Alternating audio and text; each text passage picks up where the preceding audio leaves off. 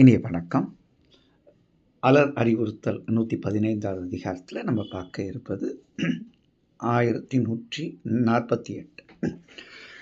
அந்த அதிகார வரிசையில் 8வது குறள். நெய்யால் எரிநுதுப்பேம்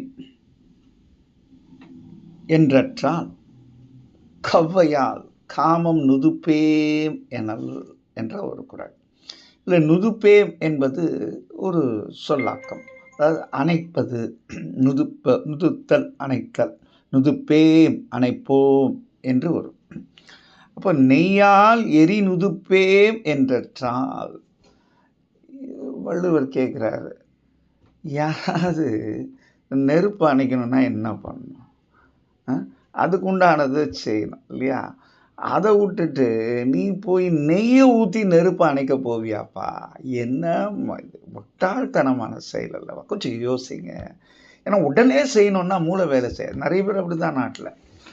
பழி வாங்கணும்னு நினச்சான்னா அடுத்த எண்ணமே தோணாது. உடனே அதோட விளைவுகள் யோசிக்கப்படுவதே இல்லை. அதுபோல் இந்த நெய்யை ஊற்றி நெருப்பு அணைக்கிறது எவ்வளவு முட்டாள்தனமோ அது மாதிரி தான் இந்த கவ்வை என்று சொல்லப்படக்கூடிய அலர் தூற்றல், பழி தூற்றல், இந்த காதலை பற்றி தப்பாக பேசி இவர்கள் காதலை முறித்து விடலாம், அணைத்து விடலாம், ஒடுக்கி விடலாம், முடக்கி விடலாம் என்று நினைத்தால் அது எதனை ஒக்கும் என்றால் நெய்கொண்டு நெருப்பை அணைப்பது போல அது முடியா செயலாய் முடியும். நெருப்பு மேலும் பத்திக்கிச்சேன்னு பத்திக்கும்.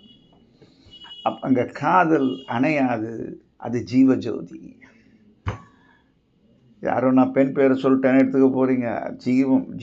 ஜீவஜோதி போன்றது அப்படியே எரிந்து கொண்டு இருக்கும். ஜோதி என்றால் நெருப்பு இல்லையா?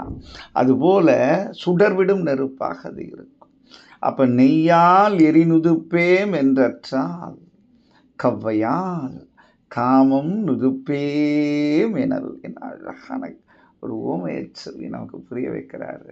காதல் அழிக்க முடியாதது, அலரால் அது அணைக்க முடியாதது, அணைக்க முயன்றால் நெய்கொண்டு நெருப்பு அணைப்பது ஒக்கும் என்ற ஒரு ஆக்க உரையை, ஒரு நல்ல ஒரு அருமையான ஒரு நெறிப்படுத்துதலை இந்த உலகினருக்கு வள்ளுவம் தந்திருக்கிறது என்று சொல்லி இந்த நாள் இனிய நாளாக இதய வாழ்த்துக்கள். நன்றி, வணக்கம்.